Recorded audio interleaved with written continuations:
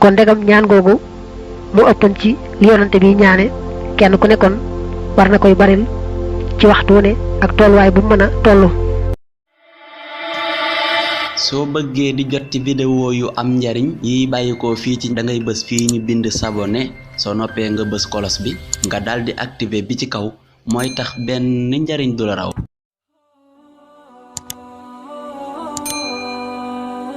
mooy rabbana atina fid dunya hasana wa fil akhirati hasana wa qina adhaban nar. boo dee xool ca sahihul bukhari ak sahihu muslim da nga gis mu ne Anas nee na li ëppoon ci li yonante bi daan ñaane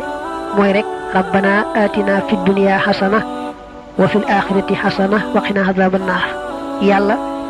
yàlla nga lu may yépp yu àdduna may nit yépp yu alaxira te fegal nu boolu sawara. kon ndegam ñaan googu mu ëppan ci li yonante bi ñaane kenn ku ne kon war na koy baril ci waxtu ne ak tolluwaay bu mën a tollu. boo dee xool saxiixu muslim and nañ ci hadis boo xam ne Abu Hurayra moo ko nettali mu ne yonante bi dane saa borom day guddi boo ko defee ñetti xaaj bu ñaar ñu jàllee ba mu des benn day wàcc ba ci asamaan ci gën a jege àdduna di wax naa man de maay buur ku may woo ma wuyu la ku may ñaan ma may la ku may jéggalu ma jéggal la di ko baamu rek di ko baamu rek ba fajar fenk. laa bëgg a soññ rek ci guddi gi boo ko defee ñetti xaaj su ñaariñ jàllee nga farlu ci soo ko mënee jóg nag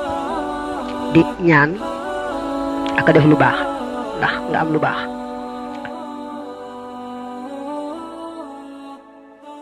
bul fàtte abonné bul fàtte abonné bul fàtte abonné bul fàtte abonné